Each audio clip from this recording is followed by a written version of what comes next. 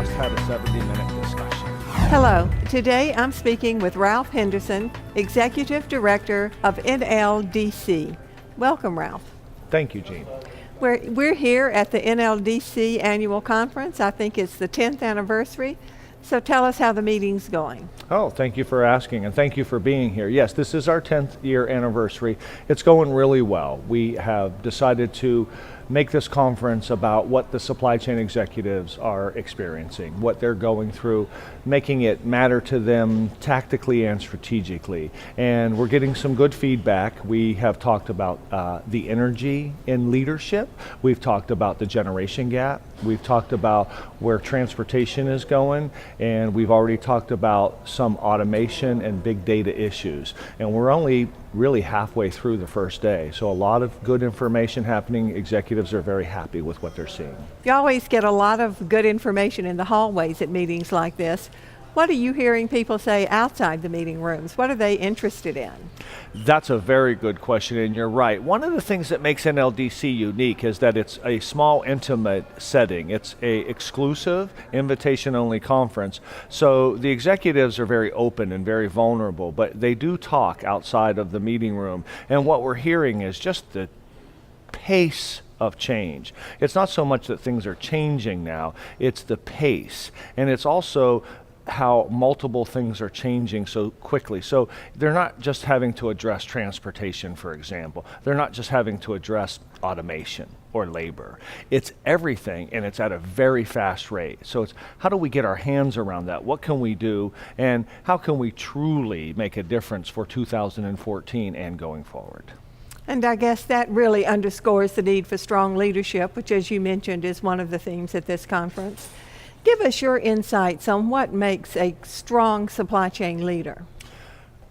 I believe what makes a strong supply chain leader is someone who has influence and is able to communicate cross-generation, cross-gender, cross races, and is able to get his folks to buy into the vision or get her folks to understand where they're going, what the direction is, and then have a real plan on how to get there and be able to measure that and hold people accountable, but do it in a way that people feel like they're being communicated to, do it in a way that people feel like they're a part of it these days, and just influence those folks for today and going forward.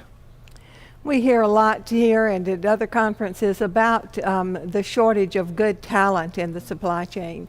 Have you heard companies talking about that as well? Well, interestingly enough, we just had a 70-minute discussion about the generation gap and the millennials versus baby boomers versus Gen Xers. And so it just depends on what side of the fence you're on or what camp you're in. There may very well be a myth in that there's a scarcity mentality of the baby boomers leaving and the millennials coming in that we're just concerned that the baby boomers are taking with them all of the information, all of the experience, when in reality, the millennials are going to be just as big of a population coming in. So it's a matter of transference of the information and the experience and the wisdom and the direction. And so that's what we talked about at the conference, is how we bring those things together so that we mitigate what's going to happen with this new generation coming in.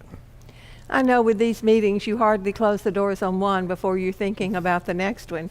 Do you have any thoughts in mind yet as to what might be the issues that you'll be needing to address a year from now? You know, we do, and that's actually a great observation. I'm already talking to speakers. I'm already talking to different organizations about where NLDC is going, the conference itself, and how the National Logistics and Distribution Conference is going to be able to accommodate these executives, because I do want to stay a step ahead. I do want the executives to feel like they can come here and get information they can't get elsewhere, or they can't get it as intimately and as informative that they're going to get here. So yes, I know the rate of change is something I'm looking at. I know these different areas that the roadmap that we're using for our Supply Chain 2025 panel has brought up are things that we're going to be looking at. So again, I look at it kind of in quadrants. You've got a tactical, you've got a strategic, So that's the professional. And then you've got a business or professional and a personal.